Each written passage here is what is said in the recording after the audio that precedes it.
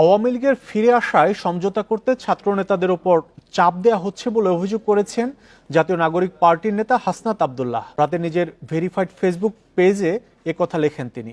জানান, রিফাইন্ড আওয়ামী লীগ নামে নতুন একটি ষড়যন্ত্রের চেষ্টা চলছে, আর এর মূল ভাগে রয়েছে ভারত।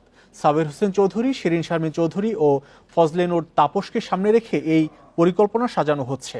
তারা এপ্রিল-মে থেকে শেখ পরিবারের অপরাধ স্বীকার, শেখ হাসিনাকে অস্বীকার এবং বঙ্গবন্ধুর আওয়ামী লীগ প্রতিশ্রুতিতে জনগণের সামনে আসবে। এই পরিকল্পনা তিনি ছাড়াও আরও দুজনের কাছে উপস্থাপন করা হয়েছে দাবি করে তার অভিযোগ। তা মেনে নিয়ে সমঝোতার মাধ্যমে আওয়ামী লীগের ফেরার সমর্থনে চাপ প্রয়োগ করা হয়েছে।